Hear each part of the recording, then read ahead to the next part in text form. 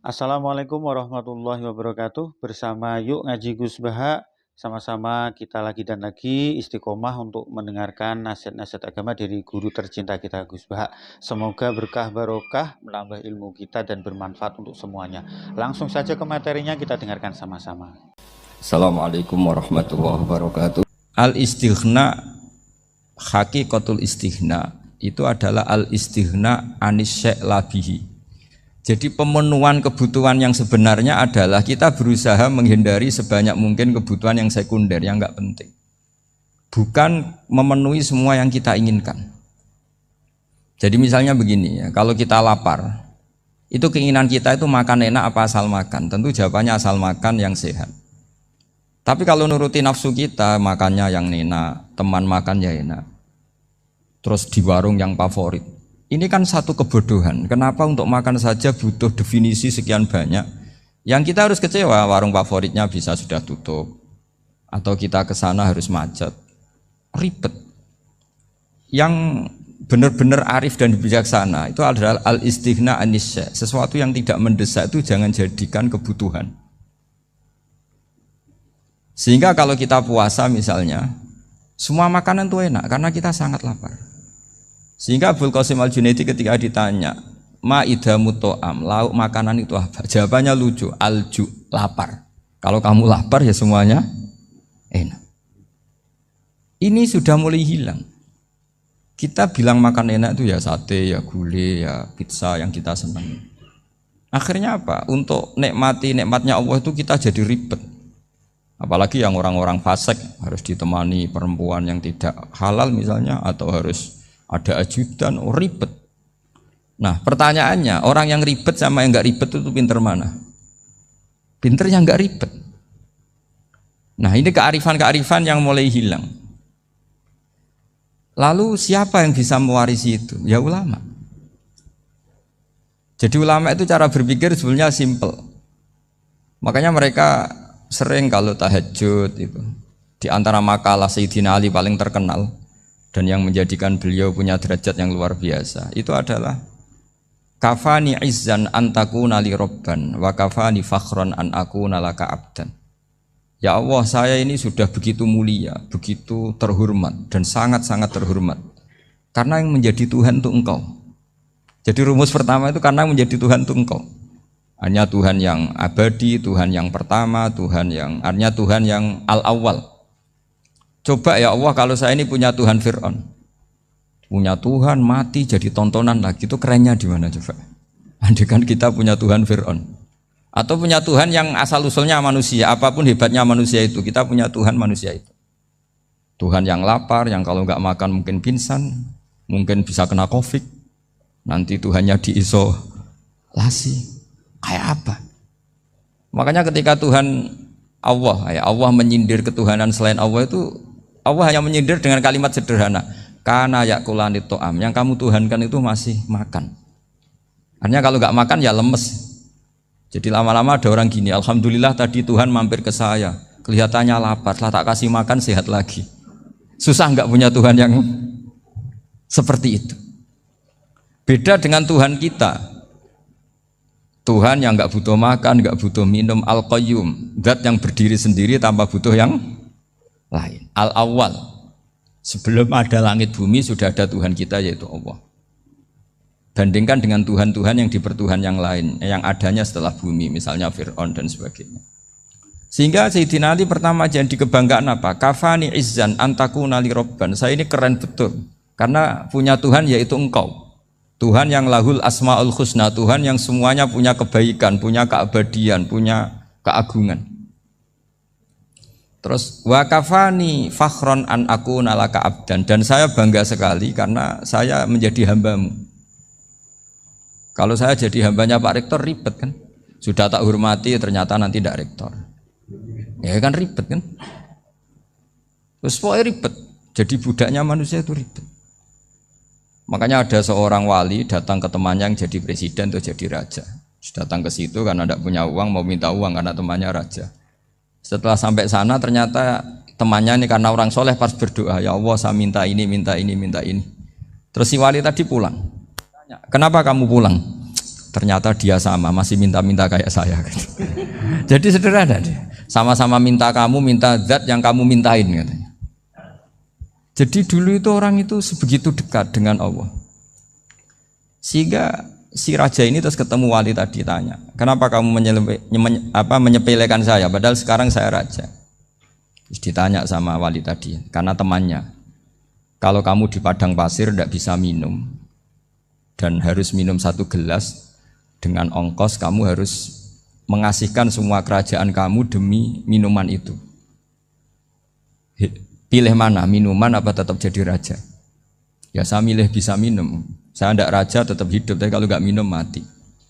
Bagaimana Anda bangga dengan satu kerajaan sing la yusawi kak samain, yang tidak sama dengan segelas air. Jadi artinya terus mereka melihat jadi raja itu ya biasa, jadi presiden biasa, jadi rektor biasa. Karena mereka biasa berlogika hakikatul izzah itu ya taqarrub ila Allah, yang benar-benar terhormat itu ya dekat dengan Allah. Begitu seterusnya mereka bikin paradok-paradok yang aneh, tapi itu menjadi pelajaran. Bapak saya Ki Nur Salim itu senang baca anekdot Nasiruddin Koja. Itu kalau bikin orang-orang aneh, itu dia datang ke satu pesta, pakai baju lusuh, pakai sarung lusuh atau celana lusuh, sama Sohibul Bait yang punya acara dibiarin. Setelah dibiarin dia pulang pakai jas, pakai dasi, pokoknya keren. Dihormatin, pakai alpat, pokoknya dihormatin, silakan. Pas dia disuruh minum, minumannya itu disokkan saja ke sakunya. Jas, kamu harus minum yang banyak, karena kamu yang dihormati, bukan saya. Terus makanannya semuanya diletakkan di saku, ada yang apa, ayo kamu makan yang banyak. Alpatnya juga gitu, dikasih sate, apa, ayo kamu makan yang banyak. Mereka tidak melihat saya, melihat kamu. Akhirnya orang satu pesta itu istighfar semua, berarti kita ini salah. Terus dia pidato, kenapa kamu ngomong gitu? Tadi saya datang, orangnya sama. Gara-gara beda pakaian, penghormatannya beda. Berarti yang berhak dapat makanan ini jasa ya, bukan saya. Betapa naifnya kita sebagai orang. Ternyata kita masih hormat sesuatu yang seperti itu, yang atribut lah. Jadi orang-orang sufi itu orang yang bisa menertawakan dunia. Akhirnya ya, pertama dia dianggap orang gila, masa jas dikasih makan, dikasih minum. Tapi secara fikih dia benar, haram dia makan. Karena pas dia datang dibiarin, setelah pakai jas dikasih makan. Berarti hakikat yang dapat rezeki siapa? Jasnya apa orangnya? Jasnya apa orangnya? Jasnya. Jadi itu orang-orang sufi, kearifan orang-orang dulu itu bisa ngelola hal-hal yang keseharian menjadi luar biasa. Ada seorang wali melihat istrinya makan 1 piring, anaknya makan 1 piring. Ditanya, kalian kenyang? Wah, kenyang sekali. Melihat anaknya minum kopi 1 cingkir, senang. Kalian senang sekali. Wah, kalau senang dengan hal-hal yang murah bisa, ngapain harus senang dengan hal-hal yang mewah? Bodoh sekali saya. Sehingga terus mereka bisa qanaah. Qanaah itu ya hidup itu simpel, sederhana. Jadi tentu saya tidak akan ngomong yang muluk-muluk, selain itu tidak bidang saya juga apa ya. Kita ini butuh obat di kondisi Covid seperti ini, butuh kesederhanaan, butuh apa ya? Istighna tadi. Kita harus istighna billah an ghairillah. Jadi sudah cukup bahwa Allah ini segalanya. Sehingga tadi saya dengarin himnenya Unisula, yang paling saya kagum adalah dimulai dengan kalimat-kalimat thayyibah. Di antara tugas suci Nabi Ibrahim dan semua Nabi adalah wa ja'alaha kalimatam baqiyatan fi aqibi. Nabi Ibrahim itu Nabi yang diberi gelar Allah. Dia adalah Nabi yang menjadikan kalimat tauhid itu kalimat yang abadi. Fi aqibi, di anak turunnya, di semua generasinya. Baik anak turun karena gen maupun karena pembinaan, karena pendidikan. Ini penting sekali saya utarakan karena apa? Satu kehidupan itu sebenarnya digerakkan oleh kata-kata, oleh moto kalau orang bahasa modern. Sehingga banyak ulama mengatakan al-ibarat kutun li'ailatil mustami'in, bahwa redaksi atau moto atau pegangan hidup itu penggerak kehidupan. Sehingga sebetulnya manusia itu digerakkan oleh kalimah-kalimah itu, oleh moto-moto itu, oleh prinsip-prinsip hidup itu. Misalnya orang Palestina itu tiap hari ke pasar gitu. Mereka ke laut gitu. Ditanya, kenapa tidak takut tembak Israel? Jawabannya lucu. Kena tembak ya mati, enggak makan ya mati. nggak kerja ya mati. Ya sudah sama-sama mati ya mendingan aktivitas normal. Tapi saya tidak menyarankan itu untuk melawan COVID. Ini cerita saja nanti. Kamu jangan provokator itu. Karena ini wilayah sensitif. Jadi banyak orang yang poligami. Kalau ditanya alasannya gitu, istri satu ya cerewet, dua ya cerewet, mendingan 4 katanya. Ya banyak ya gitu. Tapi ada yang kebalikan, istri satu cerewet saja hampir jantungan, apalagi 4, tinggal matinya kan gitu. Itu semua yang menggerakkan itu kalimat. Kalimat itu satu pegangan. Banyak orang loh yang nggak ingin jadi rektor tuh banyak loh Pak Bejo. Jangan kira semua dosen ingin jadi rektor. Melihat rektor sibuk rapat mempertahankan reputasi Unisula terus sering pegang kepala. Ngapain repot-repot? Jadi tukang sapu aja dapat gaji, ngopi, rokokan selesai. Bodoh amat jadi rektor, mikir orang banyak. Banyak loh orang yang nggak ingin jadi presiden tuh banyak. Karena ngopi nyaman, nggak ada yang ganggu. Mau tidur sampai jam 9 siang juga nggak ada yang ganggu. Sehingga mereka melihat pegawai negeri itu gak keren, orang kok diatur jam, disiplin.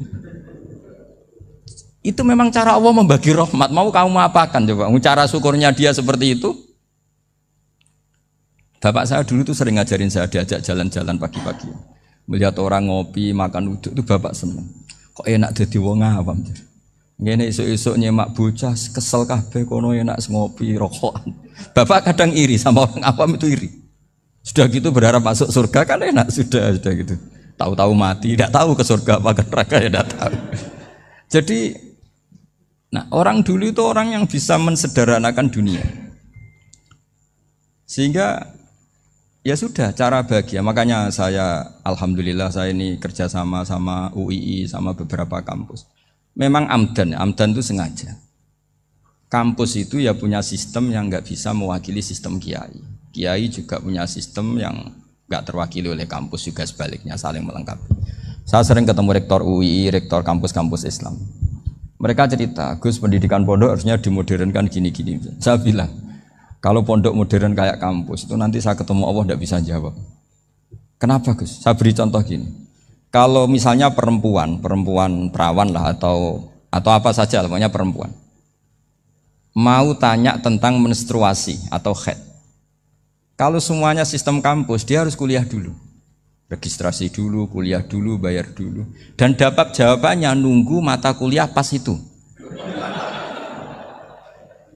Bandingkan kalau sistem pondok, saya tuh sering ke pasar sama anak saya dicegat sama ibu-ibu, Gus, anak saya ngalami gini-gini, keluar darah terus menerus, nggak 6 hari tapi 1 bulan penuh. Itu hukumnya apa Gus ya? Nanti saya mau sowan ke jenengan. Nggak usah sowan di sini aja. Ya sudah, sebelum mengeluarkan darah yang rutin seperti itu biasanya haidnya berapa hari? 6 hari ya sudah ikut yang 6 hari, yang lainnya istighatsah. Ngoten tok Gus, ya udah ya. Begitu terus di masalah udhiyah. Ya coba kalau semuanya pakai sistem kampus, daftar dulu, bayar dulu. Jadi ini nggak ada jawabannya, nunggu mata kuliah itu baru dapat jawaban. Itu biasa nggak sholat bertahun-tahun karena belum ada jawaban tentang itu. Nah itu kalau misalnya orang mati, tahunya cara apa memulasara jenazah itu nunggu kuliah dulu, pas mata pelajaran itu dulu, baru menangani orang mati. Berarti orang mati itu tergeledak semua. Tapi kalau kiai kan enggak, kesini orang mati terbakar, kalau dimandiin malah badannya copot-copot, itu gimana hukumnya? Ini ada orang mati Gus Kendat, ini disolati apa enggak? Ada orang mati apa itu oplosan ya, itu disolati enggak? So sering ditanya gitu. Enggak usah registrasi Pak Rektor, enggak usah registrasi, enggak usah daftar, enggak usah seminar. Makanya kalau orang kampus wani kiai itu ya kualat tenan gitu, karena ini yang on time ya. Tapi pondok seperti saya ya ikrar seikrar-ikrarnya. Pentingnya kampus karena melatih efisiensi waktu, disiplin, tata kelola manajemen sehingga kita ya hormat. Tapi tadi kita harus saling melengkapi sehingga saya tunjukkan ke publik bahwa saya hormat sekali sama polisi, sama tentara. Coba kita bisa apa ngadepi bandar narkoba kalau enggak polisi? Bisa apa coba menjaga NKRI kalau enggak tentara? Begitu juga ya sudahlah kita memang fa inna yadallahi ma'al jamaah, kita berkah itu kalau bersama-sama, enggak bisa kita sendiri. Nah lalu orang kayak saya itu ya beberapa kali sebetulnya saya itu ditawanin jadi dokter honoris causa apa. Kekhawatiran saya satu Pak Bejo, takut pas nggak punya uang. Itu dokter gak di duit kan gak pantas gitu. Jadi repot gitu, daripada beban lah sudah lah, nggak usah dokter. Jadi kalau nggak punya uang ya pantas, terus kalau ngebis ya pantas. Suatu saat kalau mati nggak ada yang hadir ya pantas, nggak dokter gitu. Kalau sudah dokter kok masuk neraka, dokter kok masuk neraka kayaknya apalagi rektor kampus Islam kok masuk neraka itu kan kok kayak agak pas itu. Misalnya rektor Unisiola ditanya mungkar nakir nggak bisa kan kayak gimana gitu. Makanya harus sering ngaji saya supaya nggak malu di depan mungkar nakir. Masa rektor ditanya mungkar nakir nggak bisa. Harus berani bentak. Ini saya rektor loh Pak mungkar nakir. Masa kalau wali-wali dulu berani. Masyhur di cerita wali-wali ditanya marabbuka manabuka. Saya ini guru tauhid. Kok kamu tanya marabbuka manabuka yang ngotok? Kamu tidak pernah ngaji enak aja tanya. Jadi wali-wali itu ya rileks ngadepi mungkin.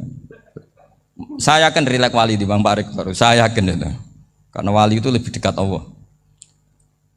Sehingga orang dulu itu saya ulang lagi ya, ada satu kearifan namanya hidup itu apa?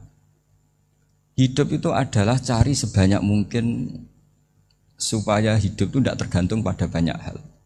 Sehingga misalnya cara berpikir orang-orang modern itu sebenarnya banyak orang-orang ilmuwan yang nggak ngagumi Amerika. Bukan karena angkuh ndak. Untuk mempertahankan kebesaran negara sebesar itu, kebutuhan listriknya besar, kebutuhan tentaranya besar, kebutuhan apa. Sementara negara kayak Venezuela atau Swiss kebutuhannya ada banyak. Pertanyaannya, yang tergantung dengan banyak hal sama yang tidak tergantung banyak hal, itu pinter mana? Kalau dibalik pertanyaannya gitu, negara-negara maju itu tidak keren kalau dibalik pertanyaannya.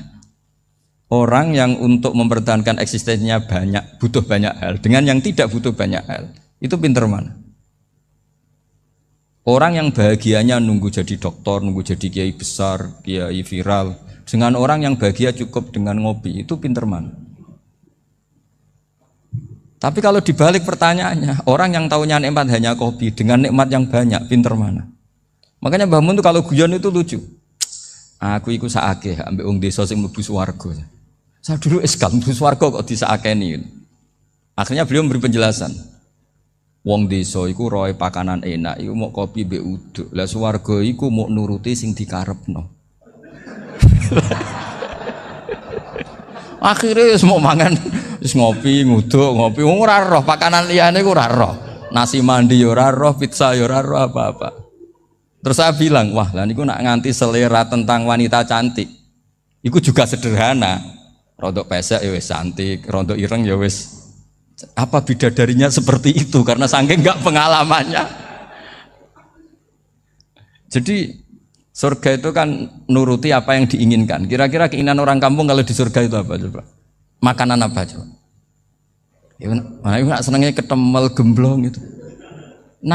Artinya malaikat lebih suka nangani surganya orang-orang kampung di Bang Pak Rektor. Ini sudah ribet ini. Makanan apa saja sudah harus dicoba. Ya. Terus kalau di mall tahu orang macam-macam, seleranya macam-macam pasti. Enak mana kalau sampai jadi malaikat pelayan surga? Suka ngelayani orang kampung apa yang orang kota? Orang kampung kan? Jadi ya itu guyon ya, guyon tapi itu menjadi pikiran kita bahwa orang yang banyak kebutuhan itu sebetulnya banyak kebodohannya karena menggantungkan kebahagiaannya dengan banyak hal. Makanya Imam Syafi'i ngendikan istighna itu apa? Al istighna anisya'i. Yang dikatakan kecukupan adalah berusaha sebanyak mungkin banyak hal tidak kamu butuhkan. Bukan memenuhi semua kebutuhan kamu karena nafsu kamu ini tidak ada batasnya gitu. Kalau kamu penuhin nggak akan selesai. Itu ada perempuan yang kurang cantik itu minta doa saya, Gus doain suami saya kaya. Terus tak guyonin, terus nggak minta. Kalau suami kamu kaya, yang pertama dirubah itu apa? Rumah Gus, supaya rumah saya bagus. Kedua apa? Mobil supaya mobil saya bagus. Nanti yang dievaluasi itu kamu. Mobil bagus, Alphard, rumah mewah, istrinya kamu pasti itu dievaluasi. Langsung nggak usah sudah gini aja kan. Jadi pertama yang dievaluasi itu kaya itu coba kalau suami kaya itu yang dievaluasi pertama rumah ya, rumah ganti. Setelah itu apa? mobil. Kira-kira berikutnya. Akhirnya sudah nggak jadi. Nabi Ibrahim itu pernah minta umur panjang. Keren umur panjang. Sama Allah nggak dijawab. Datang orang tua gitu mertamu ke Nabi Ibrahim.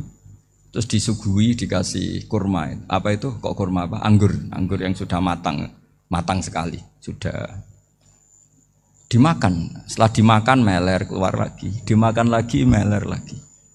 Terus Nabi Ibrahim masuk lagi ke kamar. Ya Allah, doanya tak cancel. Nanti kalau saya tua kayak itu. Jadi Allah itu gak jawab langsung tapi ngirimkan itu. Akhirnya ya Allah gak jadi. Nanti takut itu. Saya pernah ngalami jadi kiai tadi, ada ibu-ibu ya gak pati cantik lah. Suaminya tuh miskin sekali. Minta doa saya supaya kaya. Bareng tak kasih pertimbangan itu udah gak usah gak jadi. Jadi itu kearifan. Tapi kearifan ini harus kita tanamkan. Saya nggak bisa membayangkan Indonesia yang besar ini, andai kan tidak ada qanaah, nerimo ing pantum. Coba sekarang ada Covid. Andai kan Indonesia itu kayak Perancis. Saya beberapa kali punya tamu orang yang hidup lama di Perancis, bahkan dapat istri orang Perancis. Itu dulu nggak begitu mencintai Indonesia. Tapi setelah di Perancis 2 tahun, wah Indonesia hebat. Di Perancis itu kata dia kalau cerita, semua kebutuhan masyarakat itu dibebankan ke negara. Apa saja minta negara, apa saja nyoal negara. Sementara Indonesia, coba kalau Indonesia mengalami seperti ini kok tidak ada qanaah, rimo ing pantum, bisa kios Indonesia. Orang miskin nyalahkan negara, kelaparan nyalahkan negara, apa saja. Tapi barokahnya dididik kiai, jogeman nyalahno wong liya. Urip pun romo ing pandum, diame. Sampai gak ngerti kalau Covid. Banyak tuh orang-orang kampung itu, orang lugu-lugu itu. Mbah niki saking Covid, salam ning Covid, muga-muga umure panjang. Dikira Covid itu nama orang yang ahli sosial itu. Mbah niki dana saking Covid. Matur nuwun sampekno salamku, muga-muga umur panjang. Bingung kan yang nganterin ini. Ini gimana yang mau menjelaskan? Memang nggak paham. Ribet kan. Tapi saya pastikan bahwa dengan keadaan seperti ini kita bahagia, kita stabil, itu jelas barokahnya kalimah tadi, moto tadi atau pegangan hidup tadi. Makanya disebut al-ibarat qutun li'ailatil mustami'in, bahwa redaksi atau kata-kata atau pegangan atau filosofi hidup, apalah namanya itu adalah penyemangat. Penyemangat. Karena kata-kata ini memang luar biasa. Ketika sahabat perang demi kebenaran, zaman itu ya pasti benar karena yang dibela Nabi. Dulu itu kan enak zaman Nabi, yang dibela mesti benarnya, musuhnya mesti salahnya. Sehingga dulu itu memang harus tegas.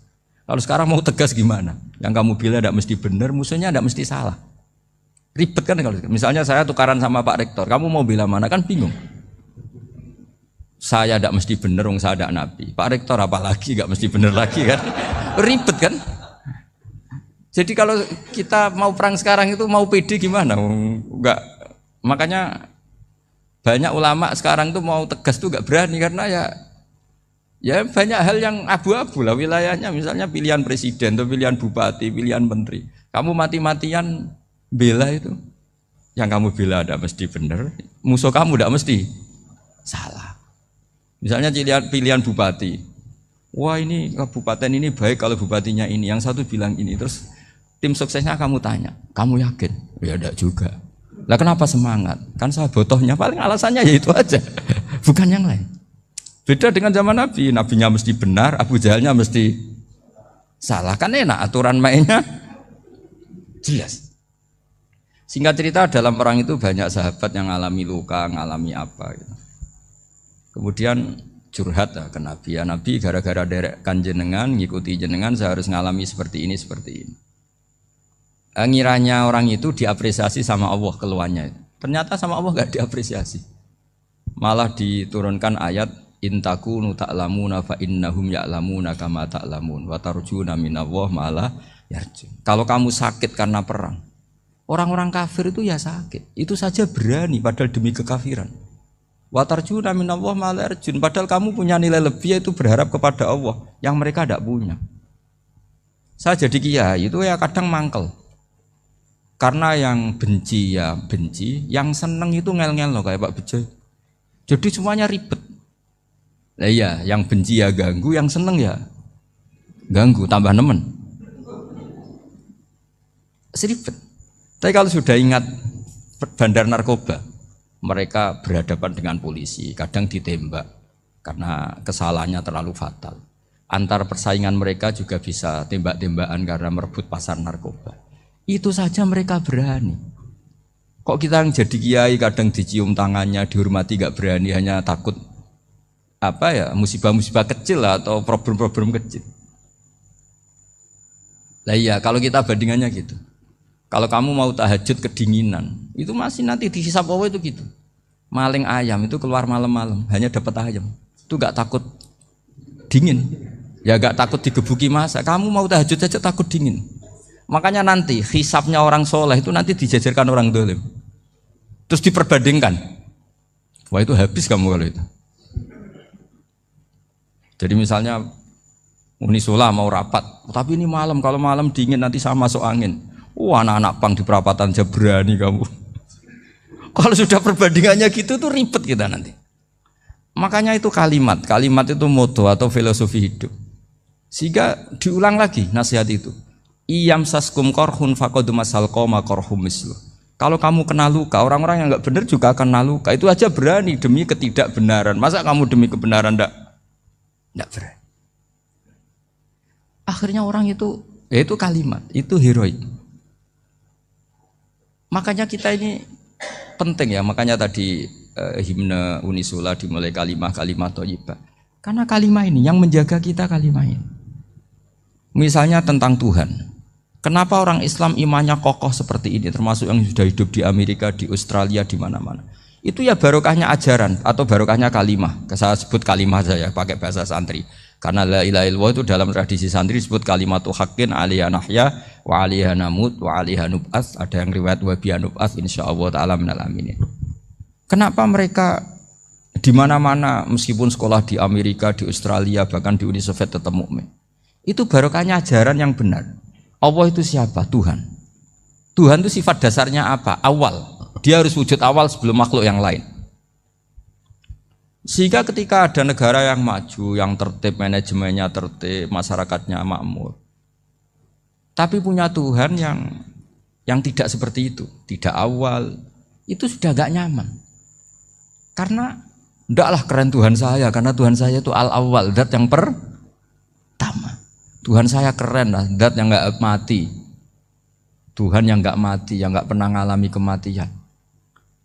Sehingga tontonan atau yang dilihat kenikmatan-kenikmatan yang lain ini tidak mengubah dia pendirian tentang Tuhan. Karena mantapnya satu kalimat tadi bahwa Tuhan itu ya harus satu, harus awal, harus tidak mati, tidak rusak, tidak mengalami apa-apa yang membahayakan. Sehingga ketika ditawarin Tuhan yang lain meskipun menjanjikan secara finansial atau kemakmuran, mereka gak tertarik. Itu coba, itu barokahnya makmur apa barokahnya ajaran? Barokahnya ajaran. Sering negara Islam itu kalah makmur dengan mereka, tapi barokahnya ajaran ini tetap apa? Tetap Islam. Makanya Nabi Ibrahim, Nabi yang sukses bikin wa ja'alaha kalimatam baqiyatan fi aqibi. Sehingga kita ini bekti sama orang tua misalnya, itu ya karena ajaran. Suwargamu itu karek wong tuamu. Nak wong tuamu ridho, Allah ridho. Nak ora ridho, Allah ora ridho. Ridho wa fi ridhol walidain wa sakhatu wa sukhtu wa fi sakhatil. Sehingga ketika ada orang tua yang agak brengsek gitu, anak-anak tetap hormat. Punya orang tua yang miskin, yang sudah miskin, tukang tombok nomor, banyak kan di kampung gitu. Ya tetap hormat. Coba kalau dari awal kita ngajari orang tua kamu hormati ya, kalau baik, kalau enggak usah. Bisa geger Indonesia. Tapi barokahnya ajaran-ajaran itu Indonesia tertib karena ada ajaran. Nah ini di sini pesantren dan Unisula semua harus berkontribusi membuat ajaran yang benar itu adalah ciri utama Islam. Sehingga Islam ini dimulai dengan ajaran kalimatu haqqin alaiha nahya wa alaiha namut.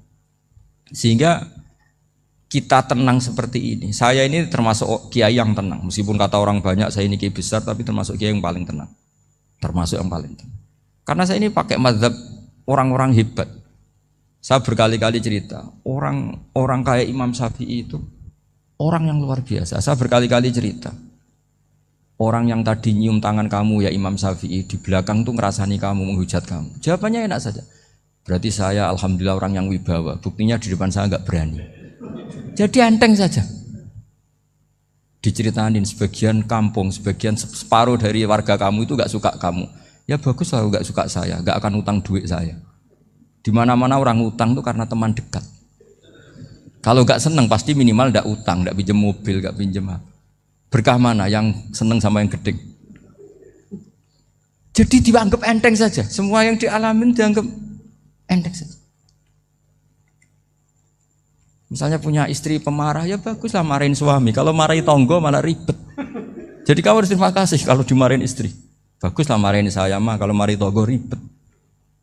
Jadi enteng saja. Tapi kita sekarang tuh karena nafsu ya, sehingga menghadapi hidup ini ribet. Ulama dulu kalau mau mati itu senengnya bukan main. Sudah lama saya ini ingin gak maksiat. Kayaknya gak maksiat paling efektif itu mati. Ya tidak apa-apa Gusti, kalau sebaiknya mati ya mati aja. Enteng saja. Jadi melihat kematian itu akhir dari segala keburukan atau potensi keburukan. Apapun baik kita sekarang, suatu saat mungkin kita gak baik. Yang bisa menghentikan ketidakbaikan atau potensi ketidakbaikan itu apa coba? Mati kan? Berarti mati itu mengerikan apa menyenangkan? Mesti kamu tidak berani menjawab. Meskipun secara ilmu kamu berani, tapi secara rasa agak berani kan? Saya ulang lagi ya. Yang bisa menghentikan keburukan atau potensi keburukan itu apa coba? Apa? Kematian. Berarti kematian itu menyenangkan atau menyusahkan? Apapun kamu tidak berani jawab karena kamu agak-agak duniawi itu kelihatannya. Tapi secara ilmu, kamu tahu kan kalau mati itu tidak buruk-buruk banget. Karena apa? Itu akhir dari segala keburukan. Sehingga Nabi ngajarkan kalimat itu begitu luar biasa. Allahumma ahyini makanatil hayatu khairan li wa tawaffani makanatil wafatu khairan li. Nabi melihat dunia itu begitu indah. Ya Allah, kalau saya ini hidup, anggap saja hidup ini ziyadatan li fi kulli khairin, menjadi modal saya menambah segala kebaikan. Jika suatu saat saya mati, anggap mawon rohatan li min kulli syarrin, itu akhir dari segala keburukan saya. Sehingga mati hidup ya baik karena di situ kita bisa berkontribusi, beramal soleh. Mati juga baik karena mengakhiri segala keburukan. Nabi nate ngendikan lagi, ajaban li amril mu'mini inna amrahu kullahu khair. Orang mukmin itu mengagumkan, semuanya baik. In asobathu na'ma syakara fakana khairan lah. Kalau baru dapat nikmat, dia syukur, maka itu baik. Wa in asobatu dharra sabara. Kalau dapat masalah mereka sabar, itu juga baik. Sehingga orang mukmin dua sisinya pasti baik. Itu juga kalimat, maksudnya moto atau pegangan hidup. Nah berikut ini saya beri contoh, ini kenangan saya, ini contoh terakhir. Masalah jadi orang terkenal maupun tidak. Di sini dicontohkan Imam Ghazali di halaman 367 di kitab saya 367, juznya 3 di kitab Ihya Ulumuddin. Di sini beliau cerita betapa untuk menjaga ikhlas sebaiknya orang itu tidak terkenal, tidak syuhrah, tidak terkenal. Oke, itu kita sepakat ya, karena kalau terkenal mungkin orang dipaksa publik dengan tanda kutip untuk selalu berbuat baik, tapi karena jaim lah, jaga image atau apa. Tapi ketika dibalik pertanyaannya, kamu rela yang terkenal itu orang nggak benar, sementara yang orang benar itu nggak terkenal. Lalu masyarakat tahunya yang tidak benar. Kalau pertanyaannya dibalik gitu, orang baik wajib terkenal enggak? Kalau pertanyaannya dibalik seperti itu. Dokter yang benar tidak terkenal, yang malpraktek terkenal. Kamu ingin kondisi seperti itu? Gak ingin kan? Kampus yang bagus gak terkenal, kampus yang bagus gak terkenal, yang gak bagus. Nah, artinya apa? Gara-gara olah kata, olah pikiran, ini logika jadi rubah. Lagi-lagi apa? Jawaban itu ada di kata-kata sebetulnya. Makanya Bab-bab seperti ini tidak usahlah kita berdebat, berpolemik. Sebaiknya orang itu humul, menutup diri, apa sebaiknya orang terkenal, itu nggak perlu seperti itu. Sudah terserah Tuhan saja.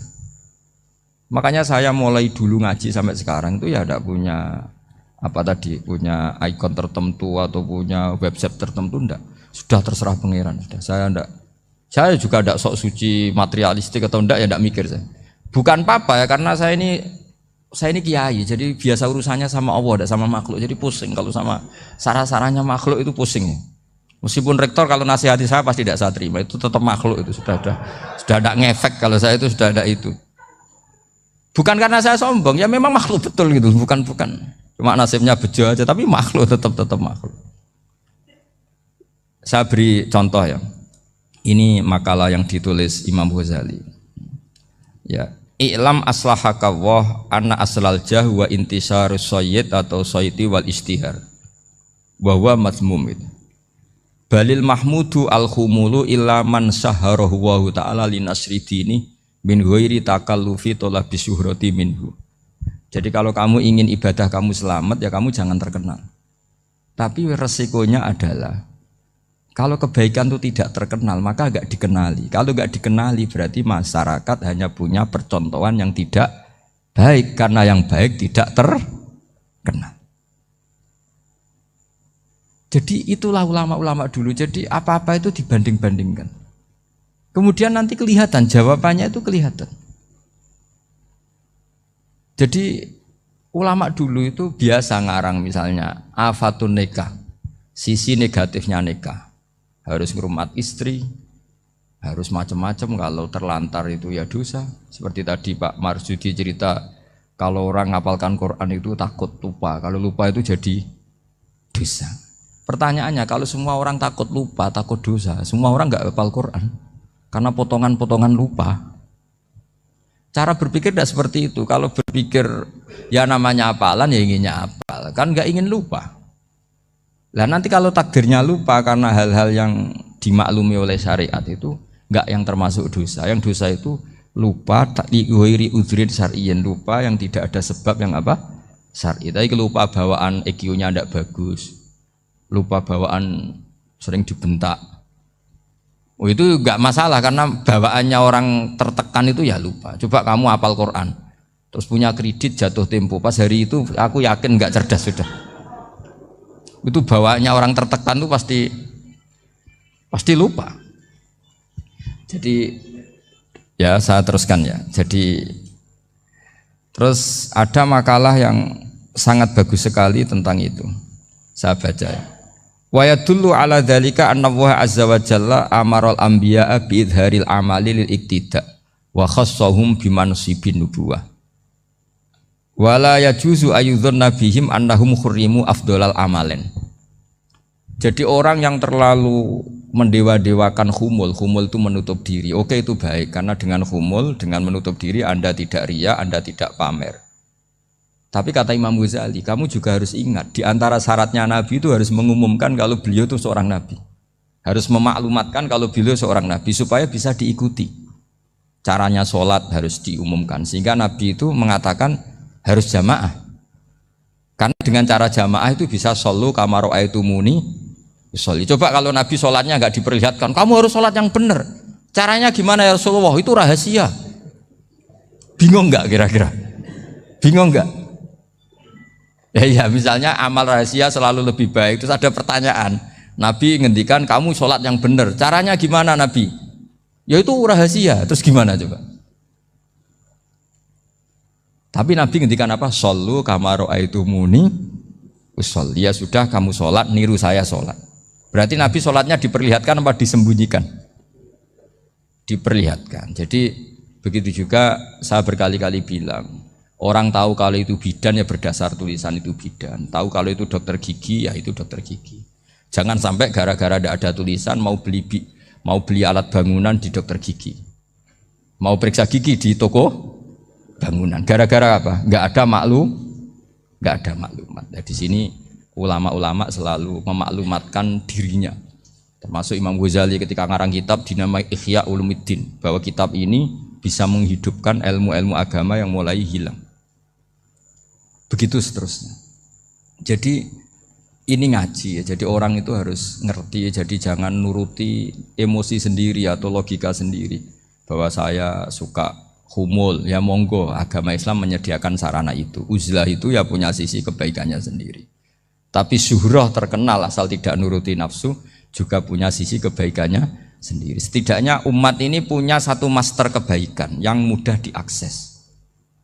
Tapi tadi saya ulang lagi, jangan karena hadun nafsi, jangan karena kepentingan pribadi. Makanya di sini disebutkan wa yadullu ala dzalika ay ala syuhrah anna Allah taala amarul anbiya bi idzharil amal lil iktida.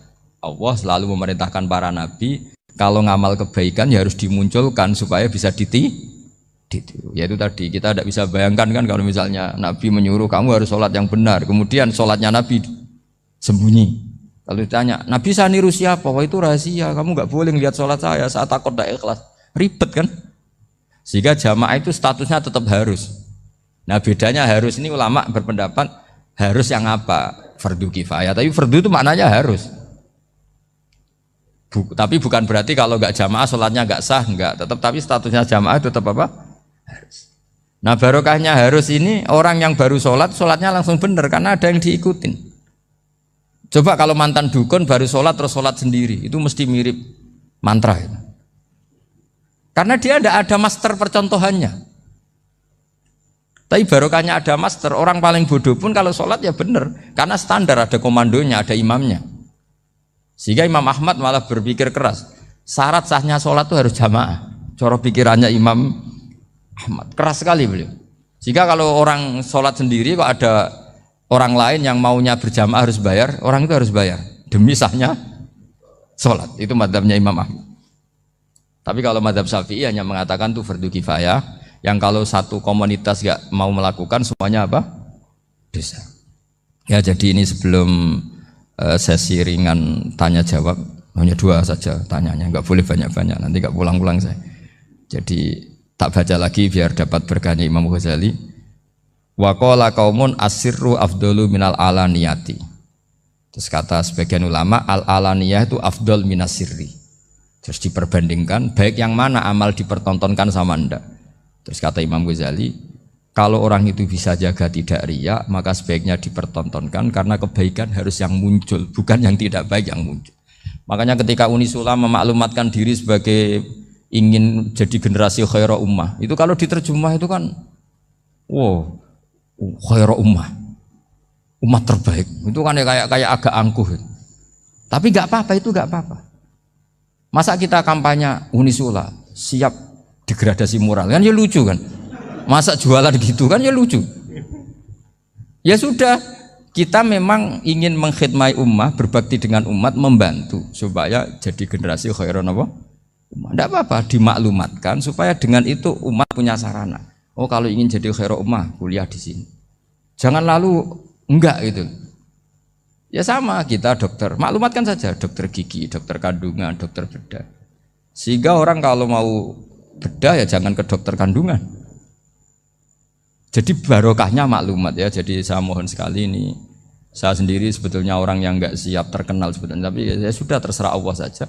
Kalau itu cara Allah menyebar kebaikan, ya monggo. Pokoknya kita tawakal saja sama Allah Subhanahu wa Ta'ala. Kebaikan itu pasti sudah benar. Jadi dengan ketemu langsung maupun enggak itu secara sana itu sudah cukup. Cuma ada beberapa kebenaran yang butuh jelimet, butuh tahqiq, itu yang harus ketemu langsung. Tapi kalau yang kebenaran-kebenaran umum itu tidak perlu, karena kebenaran itu bahasa lainnya itu al-ma'ruf, sesuatu yang mudah dikenali oleh akal, oleh nurani, oleh komunitas, oleh sistem sosial. Sementara mungkar itu sesuatu yang aneh. Andai kan tidak ada agama pun, orang akan bilang selingkuh itu mungkar. Andai kan tidak ada agama pun, sesuatu milik siapa harus jelas. Sehingga diaturlah ini istrinya ini istrinya ini barangnya ini. Yang paling berhak make apa ya yang punya kan. Makanya nikah itu disebut ma'ruf. Yang boleh make ya yang punya. Misalnya yang boleh make mobil itu ya yang punya atau yang dapat izin. Itu disebut ma'ruf. Lalu yang nggak punya kok make, itu namanya mungkar. Ya aneh, yang nggak punya kok make tanpa izin. Sehingga kebaikan-kebaikan seperti ini nggak butuh sanad karena semua orang pasti kenal. Makanya disebut kebaikan itu al-ma'ruf. Kemungkaran disebut mungkar. Jadi ma'ruf maknanya arafahul aklu, akal ini mudah menerima. Mungkar maknanya angkarohul aklu, akal ini menjadi aneh. Kan nggak mungkin lah orang yang waras mau ini ada minuman, kalau kamu minum hilang kesadaran, minuman ini halal, itu aneh nggak? Aneh kan? Tapi kalau kebalikannya, ini minuman manfaat untuk stamina, manfaat untuk kesehatan, maka ini halal. Nah agama itu datang dengan sesuatu yang ma'ruf dan menolak sesuatu yang mungkar. Nah kebaikan-kebaikan seperti ini itu Pak Rektor nggak perlu sanad karena itu sudah lazim, sudah keniscayaan. Lalu ada kebenaran yang butuh detail. Misalnya begini, wali nikah itu siapa? Wali nikah itu adalah bapaknya dan mbahnya misalnya. Nah kalimat dan mbahnya ini salah kalau dalam fikih Islam.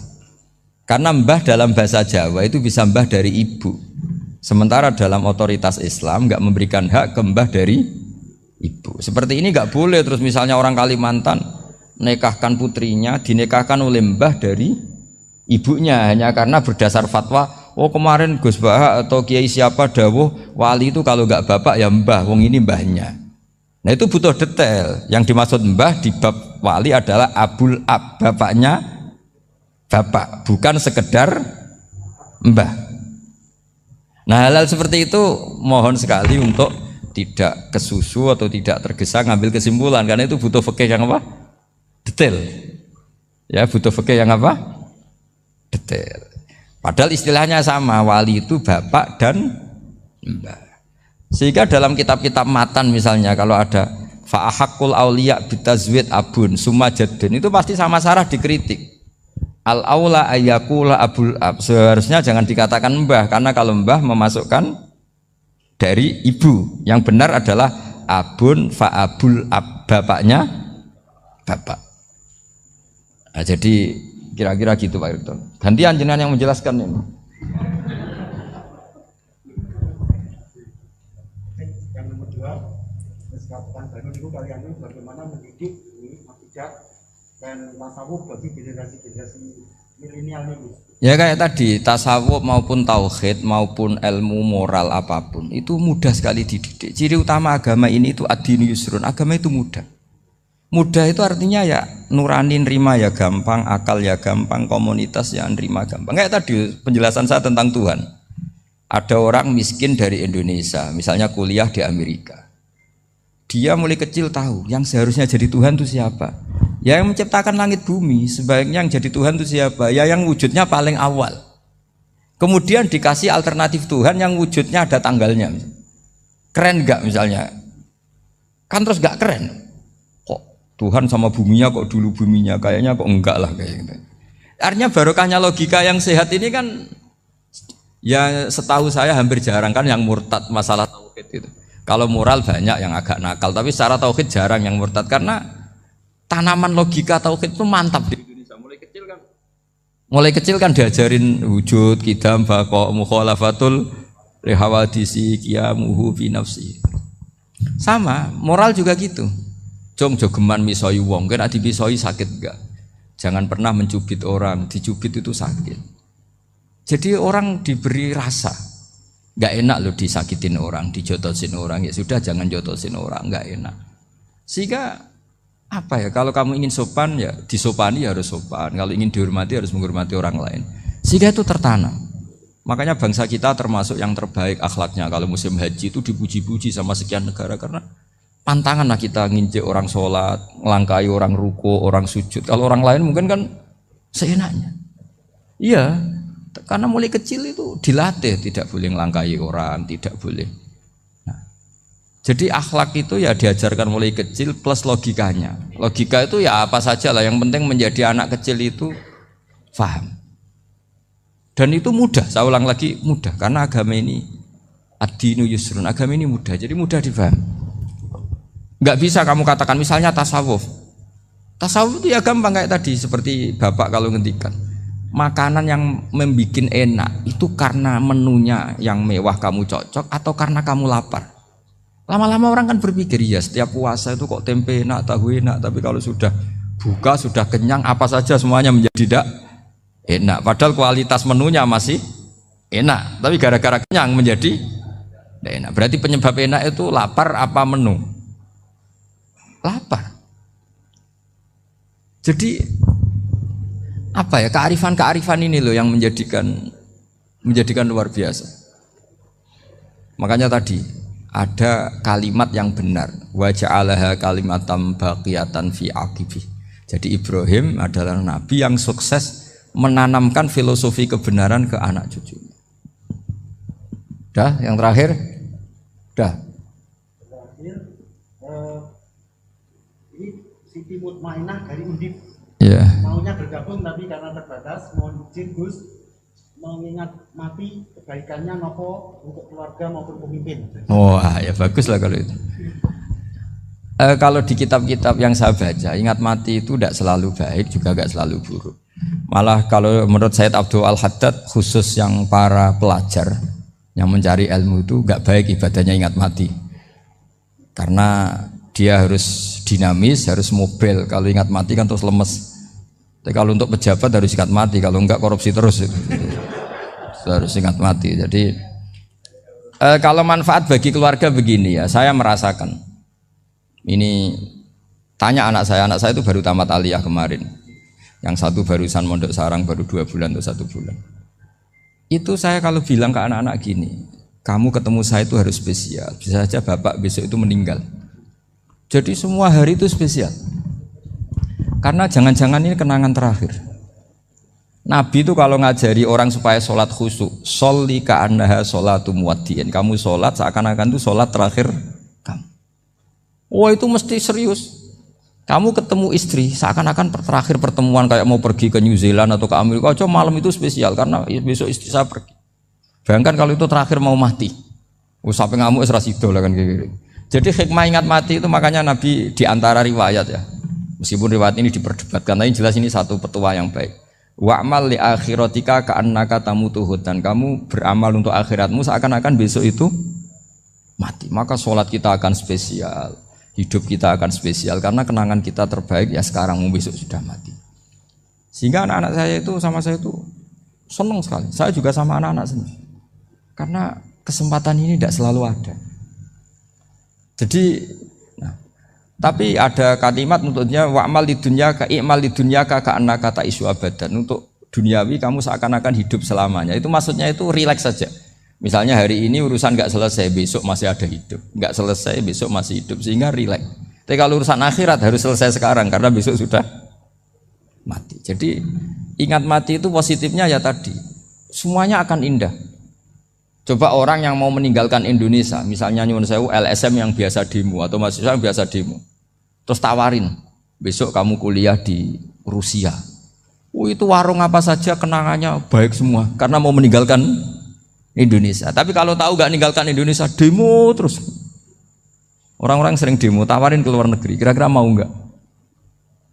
Pasti lebih suka apa? Indonesia. Orang paling miskin yang ngeluh terus di dunia ngeluh gak pernah nikmat, tawarin mati, mau nggak? Nggak mau kan? Nah, jadi untuk supaya hidup ini nikmat, semuanya itu anggap kenangan terbaik Anda, dan itu saja kenangan terakhir. Makanya resepnya Nabi supaya sholat khusyuk apa? Sholli sholatam wadiin, kamu sholat ka'anha sholatum wadiin, seakan-akan itu sholat apa? Terakhir, sehingga terus kita nyaman, kita apa? Dan kita nganggap ini sholat yang terakhir. Nanti ternyata masih lagi. Ya sudah, itu sholat yang terakhir lagi. Sehingga semuanya apa? Spesial. Itu berkali-kali beliau ngendikan gitu. Ya saya agak bantah. Nah, kalau santri bah, ya santri karuan mesti nggawa agama. Tapi sok ben sing nggawa pegawai negeri. Setelah saya jadi kiai dan penelitian, saya itu berkali-kali didatangi dokter, tentara, juga polisi. Mereka sering bilang gini, Gus saya ini dokter negeri. Saya ke NTT, ke Papua, karena saya muslim, berkebutuhan Islam, maka dibikinkan musola, dibikinkan masjid. Kalau kiai tidak bisa, bikin sendiri urunan, mau narik siapa itu.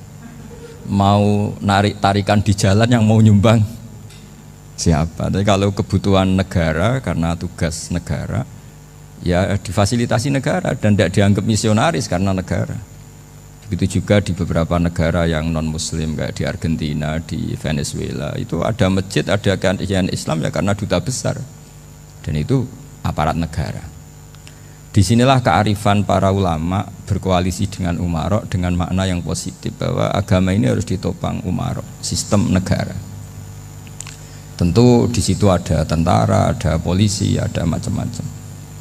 Kita sebagai kiai juga nggak berdaya di depan para bandar narkoba apa-apa kalau nggak ada BNN.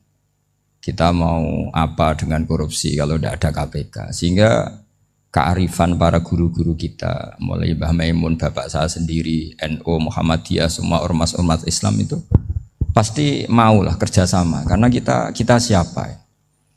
Kalau tidak kerjasama. Dan di antara pesan Rasulullah SAW adalah yaduwahi ma'al jamaah. Jadi apa ya? Kebersamaan itu sudah berkah. Fa inna yadawahi ma'al jamaah. Jadi berkah. Lalu kenapa saya kalau ngaji bawa kitab? Ini agak sebetulnya itu lazim. Lazim itu suatu yang harus. Tapi karena kelamaan mubalek itu tidak pakai kitab. Seakan-akan bawa kitab itu yang aneh. Sebenarnya aneh mereka. Karena begini logika simpelnya ya. Umat Nabi ini berhak dapat apa coba? Berhak dapat warisan yang paling luhur, paling hebat, paling jernih. Apa itu Quran dan hadis? Pertanyaannya, siapa yang paling punya hak otoritatif untuk menerangkan Quran hadis? Ulama. Ulama yang mana? Ya yang kapabel, yang sudah diakui dunia kayak Imam Ghazali, Imam Bukhari, Imam Syafi'i. Artinya kalau kita tidak pakai materi itu ulama mendapat pikiran kita, bukan mendapat pikiran mereka. Saya ulang lagi, kalau kita tidak pakai materi yang otentik, yang orisinil, umat ini mendapat pikiran kita, bukan pikiran mereka. Maka saya berusaha supaya teman-teman atau semua umat Islam dapat pikiran-pikirannya Imam Ghazali, pikiran-pikiran Imam Bukhari, pikiran-pikiran Abul Qasim Al-Junaidi, kejernian-kejernian Abu Yazid Al-Bustami. Kejernian itu diantaranya adalah misalnya makalah yang menurut saya itu makalah yang super. Jadi untuk ngadepi krisis karena COVID atau karena apalah, itu lama dulu sederhana sekali. Beliau-beliau punya rumus yang mungkin jarang didengungkan orang, tapi saya akan kampanye rumus ini. Al-istighna, hakikatul istighna, itu adalah al-istighna anis syai' labihi. Jadi pemenuhan kebutuhan yang sebenarnya adalah kita berusaha menghindari sebanyak mungkin kebutuhan yang sekunder, yang enggak penting. Bukan memenuhi semua yang kita inginkan. Jadi misalnya begini ya, kalau kita lapar, itu keinginan kita itu makan enak apa asal makan? Tentu jawabannya asal makan yang sehat. Tapi kalau nuruti nafsu kita, makannya yang enak, teman makan ya enak. Terus di warung yang favorit. Ini kan satu kebodohan. Kenapa untuk makan saja butuh definisi sekian banyak? Yang kita harus kecewa, warung favoritnya bisa sudah tutup. Atau kita ke sana harus macet. Ribet. Yang benar-benar arif dan bijaksana itu adalah al-istighna anisya. Sesuatu yang tidak mendesak itu jangan jadikan kebutuhan. Sehingga kalau kita puasa misalnya, semua makanan itu enak karena kita sangat lapar. Sehingga Abul Qasim Al-Junaidi ketika ditanya, ma'idamu to'am, lauk makanan itu apa? Jawabannya lucu, alju, lapar. Kalau kamu lapar ya semuanya enak. Ini sudah mulai hilang. Kita bilang makan enak itu ya sate, ya gulai, ya pizza yang kita senang. Akhirnya apa? Untuk nikmati nikmatnya Allah itu kita jadi ribet. Apalagi yang orang-orang fasik harus ditemani perempuan yang tidak halal misalnya, atau harus ada ajudan, ribet. Nah pertanyaannya, orang yang ribet sama yang nggak ribet itu pinter mana? Pinter yang nggak ribet. Nah ini kearifan-kearifan yang mulai hilang. Lalu siapa yang bisa mewarisi itu? Ya ulama. Jadi ulama itu cara berpikir sebenarnya simple. Makanya mereka sering kalau tahajud itu, di antara makalah Sayyidina Ali paling terkenal dan yang menjadikan beliau punya derajat yang luar biasa, itu adalah kafani izzan antakuna li robban wa kafani fakhron an akuna laka abdan. Ya Allah, saya ini sudah begitu mulia, begitu terhormat dan sangat-sangat terhormat karena yang menjadi Tuhan itu Engkau. Jadi rumus pertama itu karena menjadi Tuhan itu Engkau. Hanya Tuhan yang abadi, Tuhan yang pertama, artinya Tuhan yang al-awwal. Coba ya Allah, kalau saya ini punya Tuhan Fir'aun, punya Tuhan mati jadi tontonan lagi, itu kerennya di mana coba? Andai kan kita punya Tuhan Fir'aun, Atau punya Tuhan yang asal usulnya manusia, apapun hebatnya manusia itu, kita punya Tuhan manusia itu. Tuhan yang lapar, yang kalau nggak makan mungkin pingsan, mungkin bisa kena COVID, nanti Tuhannya diisolasi, kayak apa? Makanya ketika Tuhan Allah menyindir ketuhanan selain Allah itu, Allah hanya menyindir dengan kalimat sederhana, kana yakulani to'am, yang kamu tuhankan itu masih makan. Artinya kalau nggak makan ya lemes. Jadi lama-lama ada orang gini, alhamdulillah tadi Tuhan mampir ke saya, kelihatannya lapar, setelah tak kasih makan sehat lagi. Susah nggak punya Tuhan yang seperti itu. Beda dengan Tuhan kita. Tuhan yang nggak butuh makan, nggak butuh minum, Al-Qayyum, zat yang berdiri sendiri tanpa butuh yang lain. Al-Awwal, sebelum ada langit bumi sudah ada Tuhan kita yaitu Allah. Bandingkan dengan Tuhan-Tuhan yang dipertuhan yang lain, yang adanya setelah bumi, misalnya Fir'aun dan sebagainya. Sehingga Sayyidina Ali pertama jadi kebanggaan apa? Kafani izzan antakuna li robban. Saya ini keren betul, karena punya Tuhan yaitu engkau. Tuhan yang lahul asma'ul husna, Tuhan yang semuanya punya kebaikan, punya keabadian, punya keagungan. Terus wa kafani fakhron an aku nalaka abdan, dan saya bangga sekali karena saya menjadi hambamu. Kalau saya jadi hambanya Pak Rektor ribet kan, sudah tak hormati ternyata nanti tidak rektor, ya kan ribet kan. Terus pokoknya ribet, jadi budaknya manusia itu ribet. Makanya ada seorang wali datang ke temannya yang jadi presiden atau jadi raja. Datang ke situ karena tidak punya uang, mau minta uang karena temannya raja.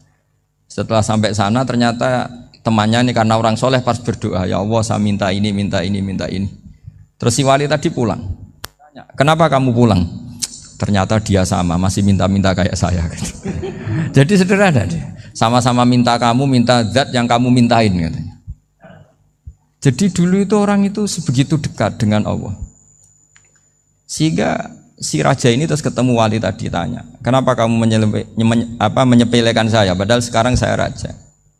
Terus ditanya sama wali tadi, karena temannya, kalau kamu di padang pasir tidak bisa minum dan harus minum 1 gelas, dengan ongkos kamu harus mengasihkan semua kerajaan kamu demi minuman itu.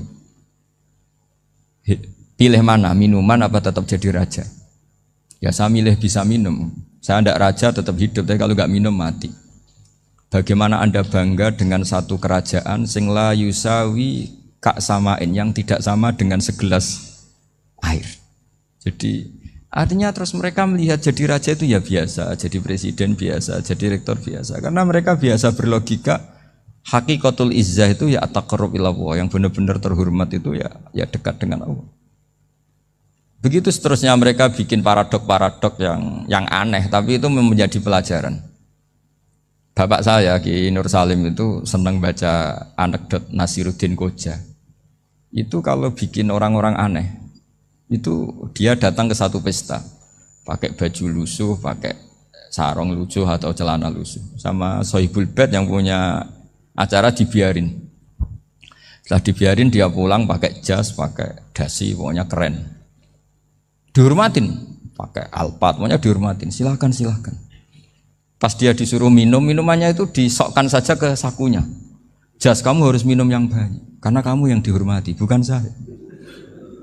Terus makanannya semuanya diletakkan di saku, ada yang apa, ayo kamu makan yang banyak.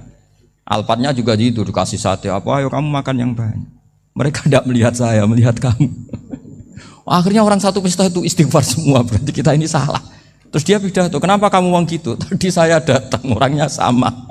Gara-gara beda pakaian, penghormatannya beda. Berarti yang berhak dapat makanan ini jasa ya, bukan saya. Betapa naifnya kita sebagai orang. Ternyata kita masih hormat sesuatu yang seperti itu, yang atribut lah. Jadi orang-orang sufi itu orang yang bisa menertawakan dunia. Akhirnya ya, pertama dia dianggap orang gila, masa jas dikasih makan, dikasih minum. Tapi secara fikih dia benar, haram dia makan. Karena pas dia datang dibiarin, setelah pakai jas dikasih makan. Berarti hakikat yang dapat rezeki siapa? Jasnya apa orangnya? Jasnya apa orangnya? Jasnya. Jadi itu orang-orang sufi, kearifan orang-orang dulu itu bisa ngelola hal-hal yang keseharian menjadi luar biasa. Ada seorang wali melihat istrinya makan satu piring, anaknya makan satu piring. Ditanya, kalian kenyang? Wah, kenyang sekali. Melihat anaknya minum kopi satu cingkir, senang. Kalian senang sekali. Wah, kalau senang dengan hal-hal yang murah bisa, ngapain harus senang dengan hal-hal yang mewah? Bodoh sekali saya. Sehingga terus mereka bisa qanaah. Qanaah itu ya hidup itu simpel, sederhana. Jadi tentu saya tidak akan ngomong yang muluk-muluk, selain itu tidak bidang saya juga apa ya. Kita ini butuh obat di kondisi Covid seperti ini, butuh kesederhanaan, butuh apa ya, istighna tadi. Kita harus istighna billah an ghairillah. Jadi sudah cukup bahwa Allah ini segalanya. Sehingga tadi saya dengarin himnenya Unisula, yang paling saya kagum adalah dimulai dengan kalimat-kalimat thayyibah. Di antara tugas suci Nabi Ibrahim dan semua nabi adalah wa ja'alaha kalimatam baqiyatan fi aqibi. Nabi Ibrahim itu nabi yang diberi gelar Allah. Dia adalah nabi yang menjadikan kalimat tauhid itu kalimat yang abadi.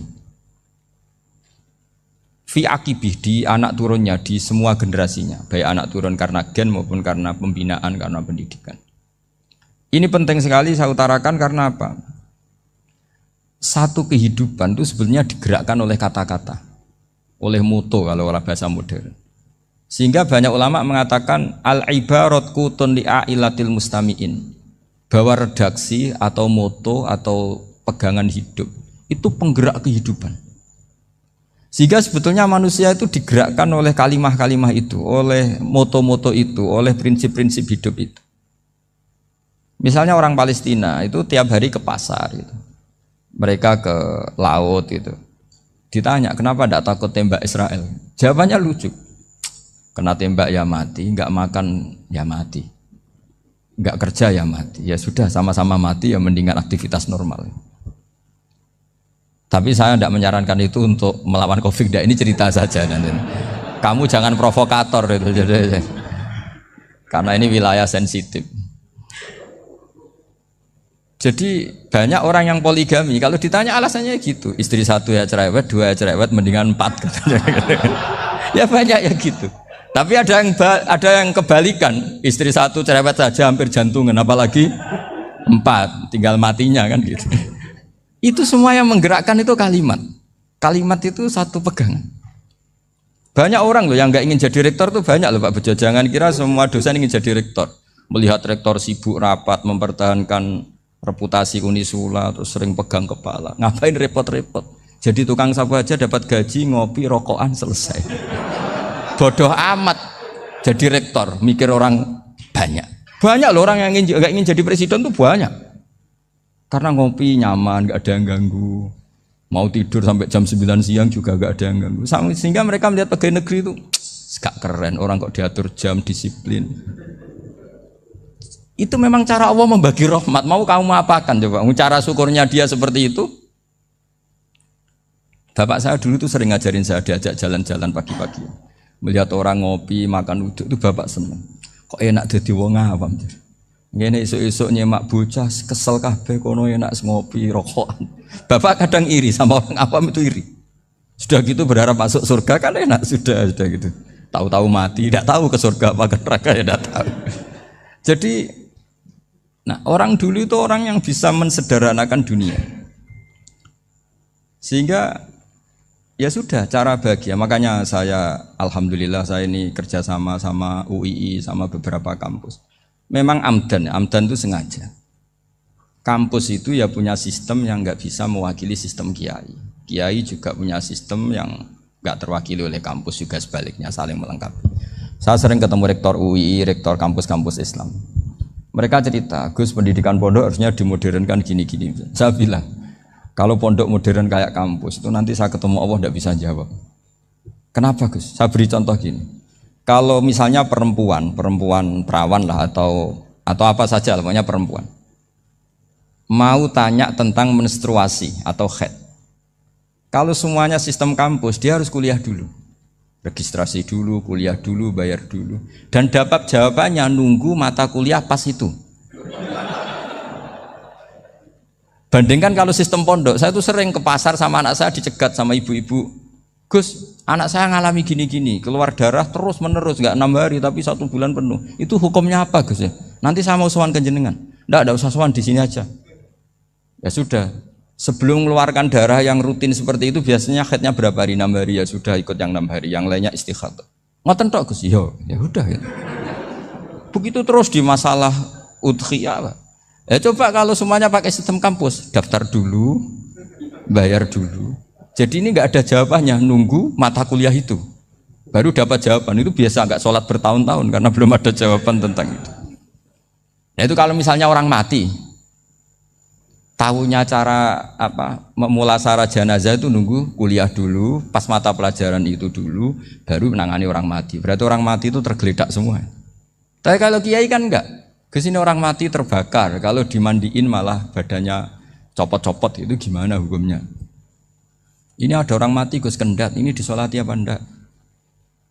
Ada orang mati apa itu oplosan ya, itu disolati enggak? So sering ditanya gitu. Gak usah registrasi Pak Rektor, gak usah registrasi, gak usah daftar, gak usah seminar.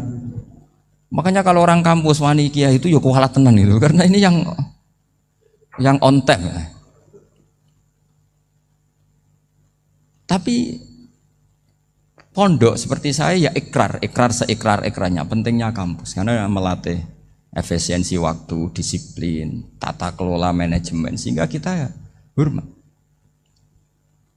Tapi tadi kita harus saling melengkapi sehingga saya tunjukkan ke publik bahwa saya hormat sekali sama polisi, sama tentara. Coba kita bisa apa ngadepi bandar narkoba kalau enggak polisi? Bisa apa coba menjaga NKRI kalau enggak tentara? Begitu juga ya sudahlah kita memang fa inna yadallahi ma'al jamaah, kita berkah itu kalau bersama-sama, enggak bisa kita sendiri. Nah lalu orang kayak saya itu ya beberapa kali sebetulnya saya itu ditawanin jadi doktor honoris causa apa. Kekhawatiran saya satu Pak Bejo, takut pas enggak punya uang. Itu dokter kok di duit kan enggak pantas gitu. Jadi repot gitu, daripada beban lah sudahlah enggak usah dokter. Jadi kalau enggak punya uang ya pantas, terus kalau ngebis ya pantas. Suatu saat kalau mati nggak ada yang hadir ya pantas, enggak dokter gitu. Kalau sudah dokter kok masuk neraka, kayaknya apalagi rektor kampus Islam kok masuk neraka itu kan kok kayak nggak pas itu. Misalnya rektor Unisiola ditanya mungkar nakir, nggak bisa kan kayak gimana gitu. Makanya harus sering ngaji saya supaya nggak malu di depan mungkar nakir. Masa rektor ditanya mungkar nakir nggak bisa. Harus berani bentak, ini saya rektor loh Pak Mungkar Nakir. Masa kalau wali-wali dulu berani. Masyhur di cerita wali-wali ditanya marabbuka manabuka, saya ini guru tauhid. Kok kamu tanya marabbuka manabuka yang ngelotok? Kamu tidak pernah ngaji, enak aja tanya. Jadi wali-wali itu ya rileks ngadepi mungkin. Saya yakin rileks wali di Bang Pak Rektor, saya yakin itu. Karena wali itu lebih dekat Allah. Sehingga orang dulu itu saya ulang lagi ya, ada satu kearifan namanya hidup itu apa? Hidup itu adalah cari sebanyak mungkin supaya hidup itu tidak tergantung pada banyak hal. Sehingga misalnya cara berpikir orang-orang modern itu sebenarnya banyak orang-orang ilmuwan yang nggak ngagumi Amerika. Bukan karena angkuh ndak. Untuk mempertahankan kebesaran negara sebesar itu, kebutuhan listriknya besar, kebutuhan tentaranya besar, kebutuhan apa? Sementara negara kayak Venezuela atau Swiss kebutuhannya ada banyak. Pertanyaannya, yang tergantung dengan banyak hal sama yang tidak tergantung banyak hal, itu pinter mana? Kalau dibalik pertanyaannya gitu, negara-negara maju itu tidak keren kalau dibalik pertanyaannya. Orang yang untuk mempertahankan eksistensinya banyak, butuh banyak hal, dengan yang tidak butuh banyak hal, itu pinter mana? Orang yang bahagianya nunggu jadi dokter, nunggu jadi kiai besar, kiai viral, dengan orang yang bahagia cukup dengan ngopi, itu pinter mana? Tapi kalau dibalik pertanyaannya, orang yang tahunya nikmat hanya kopi dengan nikmat yang banyak, pinter mana? Makanya Mbah Mun tuh kalau guyon itu lucu. Aku iku saake ambek wong desa sing mlebu swarga. Saya dulu eskal mlebu swarga kok disakeni. Akhirnya beliau memberi penjelasan. Wong desa iku roe pakanan enak, iku mau kopi mbek uduk. Lah swarga iku mau nuruti sing dikarepno. Akhirnya wis mau mangan, wis ngopi, nguduk, ngopi, ora roh pakanan liyane ku ora roh. Nasi mandi yo ora roh, pizza yo ora roh apa-apa. Terus saya bilang, wah lah niku nak nganti selera tentang wanita cantik. Iku juga sederhana. Rodok pesek ya wis cantik, rodok ireng ya wis. Apa bidadarinya seperti itu karena saking enggak pengalamannya. Jadi surga itu kan nuruti apa yang diinginkan. Kira-kira keinginan orang kampung kalau di surga itu apa coba? Makanan apa coba? Ya, mana nak senengnya ketemel gemblong itu. Artinya malaikat lebih suka nangani surganya orang-orang kampung di Bang Pak Rektor. Ini sudah ribet ini. Makanan apa saja sudah dicoba. Ya. Terus kalau di mall tahu orang macam-macam, seleranya macam-macam pasti itu. Enak mana kalau sampai jadi malaikat pelayan surga? Suka ngelayani orang kampung apa yang orang kota? Orang kampung kan? Jadi ya itu guyon ya, guyon tapi itu menjadi pikiran kita bahwa orang yang banyak kebutuhan itu sebetulnya banyak kebodohannya karena menggantungkan kebahagiaannya dengan banyak hal. Makanya Imam Syafi'i ngendikan istighna itu apa? Al istighna anis sya'labi. Yang dikatakan kecukupan adalah berusaha sebanyak mungkin banyak hal tidak kamu butuhkan. Bukan memenuhi semua kebutuhan kamu karena nafsu kamu ini tidak ada batasnya gitu. Kalau kamu penuhin nggak akan selesai. Itu ada perempuan yang kurang cantik itu minta doa saya, Gus doain suami saya kaya, terus tak guyonin, terus nggak minta. Kalau suami kamu kaya, yang pertama dirubah itu apa? Rumah Gus, supaya rumah saya bagus. Kedua apa? Mobil, supaya mobil saya bagus. Nanti yang dievaluasi itu kamu. Mobil bagus, Alphard, rumah mewah, istrinya kamu pasti itu dievaluasi. Langsung nggak usah sudah gini aja kan. Jadi pertama yang dievaluasi itu kaya itu coba kalau suami kaya itu yang dievaluasi pertama rumah ya, rumah ganti. Setelah itu apa? Mobil. Kira-kira berikutnya akhirnya sudah nggak jadi. Nabi Ibrahim itu pernah minta umur panjang, keren umur panjang. Sama Allah nggak dijawab. Datang orang tua gitu mertamu ke Nabi Ibrahim, terus disuguhi dikasih kurma. Apa itu? Kok kurma apa? Anggur yang sudah matang sekali, sudah dimakan. Setelah dimakan meler keluar lagi, dimakan lagi meler lagi. Terus Nabi Ibrahim masuk lagi ke kamar. Ya Allah, doanya tak cancel. Nanti kalau saya tua kayak itu. Jadi Allah itu nggak jawab langsung tapi ngirimkan itu. Akhirnya ya Allah nggak jadi. Nanti takut itu. Saya pernah ngalami jadi kiai tadi ada ibu-ibu ya kurang ya nggak pati cantik lah. Suaminya tuh miskin sekali. Minta doa saya supaya kaya. Bareng tak kasih pertimbangan itu udah nggak usah nggak jadi. Jadi itu kearifan. Tapi kearifan ini harus kita tanamkan. Saya nggak bisa membayangkan Indonesia yang besar ini. Andai kan tidak ada qanaah. Nerimo ing pantum. Coba sekarang ada Covid.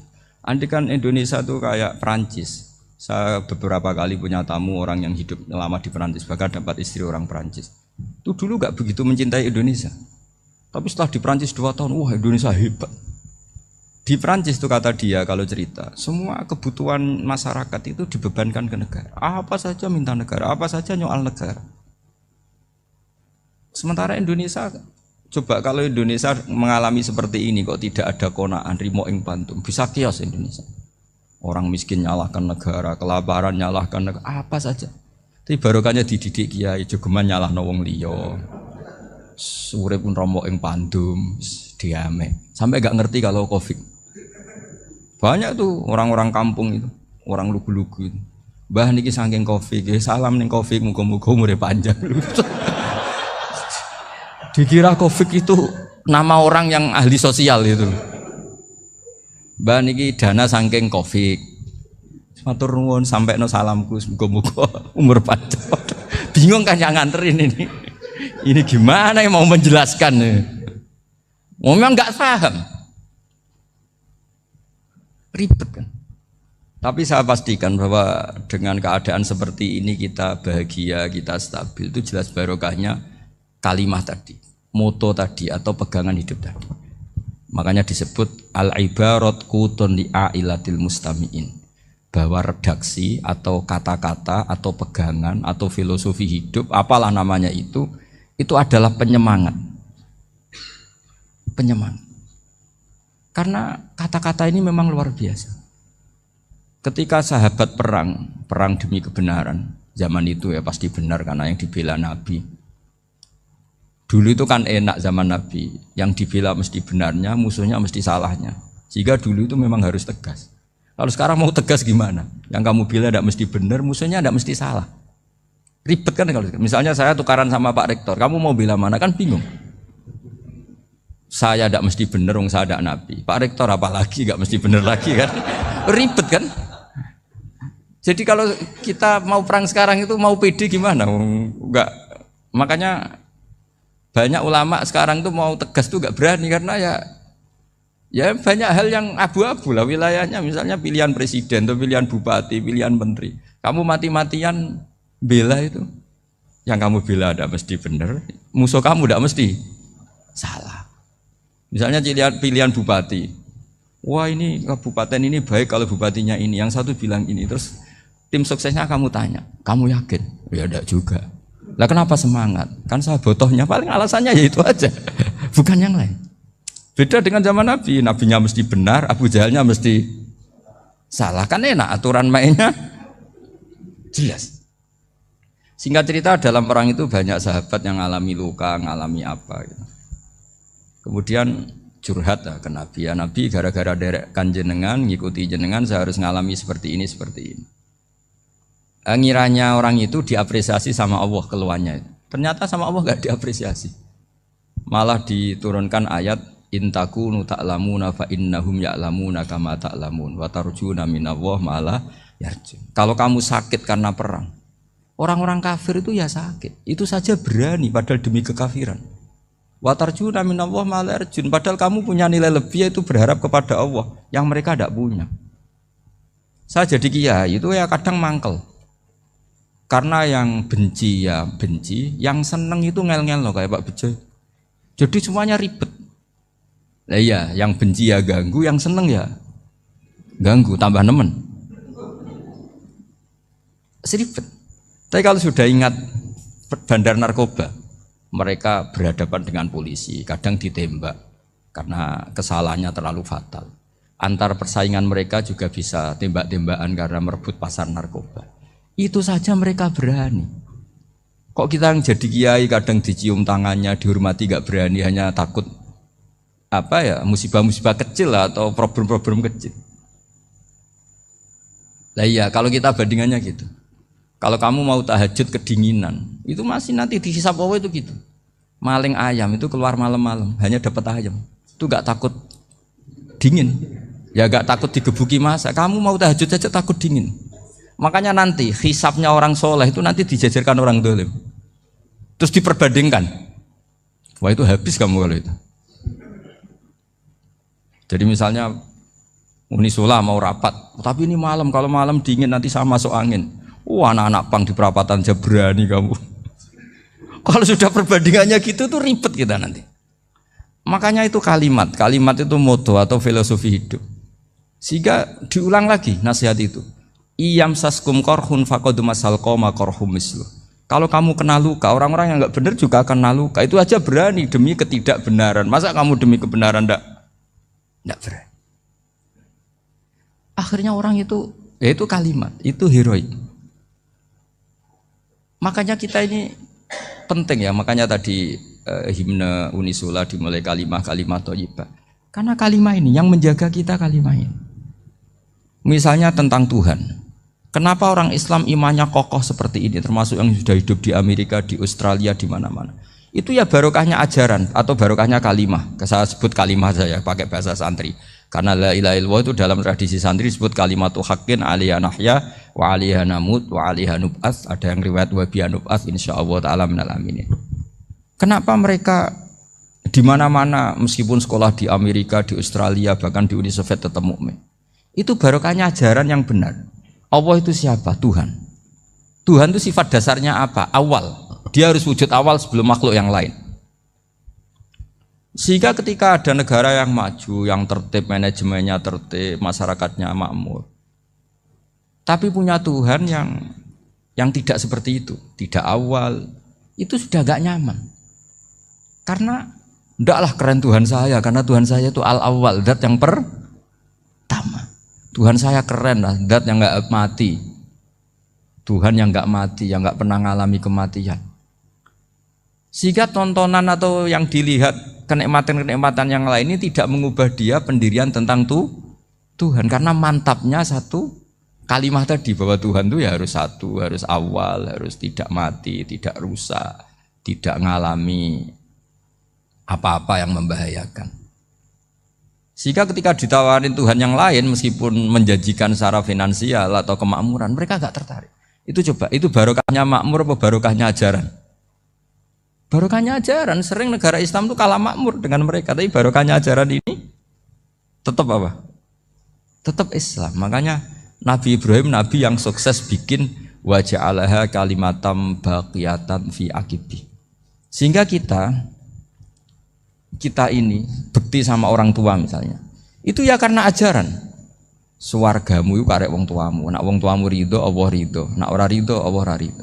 Ridho wa fi ridhol walidain wa sakhatu wa sukhtu wa fi sakhatil. Sehingga ketika ada orang tua yang agak brengsek gitu, anak-anak tetap hormat. Punya orang tua yang miskin, yang sudah miskin, tukang tombok nomor, banyak kan di kampung gitu. Ya tetap hormat. Coba kalau dari awal kita ngajari orang tua kamu hormati ya, kalau baik, kalau tidak usah. Bisa geger Indonesia. Tapi barokahnya ajaran-ajaran itu Indonesia tertib karena ada ajaran. Nah ini di sini pesantren dan Unisula semua harus berkontribusi membuat ajaran yang benar itu adalah ciri utama Islam. Sehingga Islam ini dimulai dengan ajaran kalimatu haqqin alaiha nahya wa alaiha namut.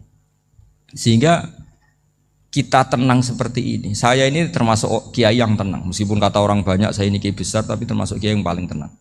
Termasuk yang paling tenang. Karena saya ini pakai mazhab orang-orang hebat. Saya berkali-kali cerita, orang kayak Imam Syafi'i itu orang yang luar biasa. Saya berkali-kali cerita, orang yang tadi nyium tangan kamu ya Imam Syafi'i, di belakang tuh ngerasani kamu, menghujat kamu. Jawabannya enak saja.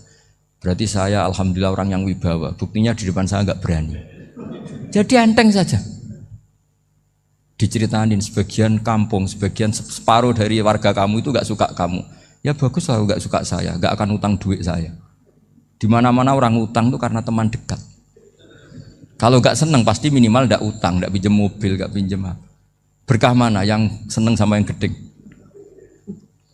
Jadi dianggap enteng saja. Semua yang dialamin dianggap enteng saja. Misalnya punya istri pemarah, ya baguslah marahin suami. Kalau marahin tonggo malah ribet. Jadi kamu harus terima kasih kalau dimarahin istri. Baguslah marahin saya mah, kalau marahin tonggo ribet. Jadi enteng saja. Tapi kita sekarang itu karena nafsu ya, sehingga menghadapi hidup ini ribet. Ulama dulu kalau mau mati itu senengnya bukan main. Sudah lama saya ini ingin gak maksiat. Kayaknya gak maksiat paling efektif itu mati. Ya tidak apa-apa Gusti, kalau sebaiknya mati ya mati aja. Enteng saja. Jadi melihat kematian itu akhir dari segala keburukan atau potensi keburukan. Apapun baik kita sekarang, suatu saat mungkin kita gak baik. Yang bisa menghentikan ketidakbaikan atau potensi ketidakbaikan itu apa coba? Mati kan? Berarti mati itu mengerikan apa menyenangkan? Mesti kamu tidak berani menjawab. Meskipun secara ilmu kamu berani, tapi secara rasa agak berani kan? Saya ulang lagi ya, yang bisa menghentikan keburukan atau potensi keburukan itu apa coba? Apa? Kematian. Berarti kematian itu menyenangkan atau menyusahkan? Apapun kamu tidak berani jawab karena kamu agak-agak duniawi itu kelihatannya. Tapi secara ilmu, kamu tahu kan kalau mati itu tidak buruk-buruk banget. Karena apa? Itu akhir dari segala keburukan. Sehingga Nabi ngajarkan kalimat itu begitu luar biasa.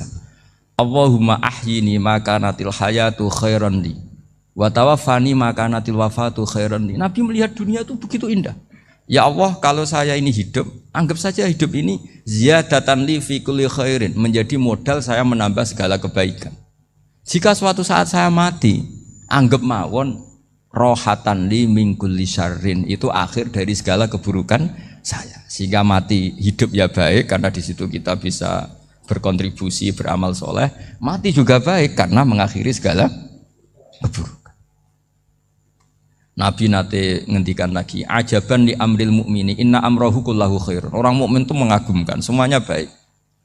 In asobat hunakma syakaro, fakana khairan lah. Kalau baru dapat nikmat, dia syukur, maka itu baik. Wa in asobatu dorro sobaro, kalau dapat masalah mereka sabar, itu juga baik. Sehingga orang mukmin dua sisinya pasti baik. Itu juga kalimat, maksudnya moto atau pegangan hidup. Nah berikut ini saya beri contoh, ini kenangan saya, ini contoh terakhir. Masalah jadi orang terkenal maupun tidak. Di sini dicontohkan Imam Ghazali di halaman 367 di kitab saya 367, juznya 3 di kitab Ihya Ulumuddin. Di sini beliau cerita betapa untuk menjaga ikhlas sebaiknya orang itu tidak terkenal, tidak syuhrah, tidak terkenal. Oke, itu kita sepakat ya, karena kalau terkenal mungkin orang dipaksa publik dengan tanda kutip untuk selalu berbuat baik, tapi karena jaim lah, jaga image atau apa. Tapi ketika dibalik pertanyaannya, kamu rela yang terkenal itu orang nggak benar, sementara yang orang benar itu nggak terkenal. Lalu masyarakat taunya yang tidak benar. Kalau pertanyaannya dibalik gitu, orang baik wajib terkenal enggak? Kalau pertanyaannya dibalik seperti itu. Dokter yang benar tidak terkenal, yang malpraktek terkenal. Kamu ingin kondisi seperti itu? Gak ingin kan? Kampus yang bagus gak terkenal, kampus yang bagus gak terkenal, yang gak bagus. Nah, artinya apa? Gara-gara olah kata, olah pikiran, ini logika jadi rubah. Lagi-lagi apa? Jawaban itu ada di kata-kata sebetulnya. Makanya bab-bab seperti ini tidak usahlah kita berdebat, berpolemik, sebaiknya orang itu humul, menutup diri, apa sebaiknya orang terkenal, itu nggak perlu seperti itu. Sudah terserah Tuhan saja.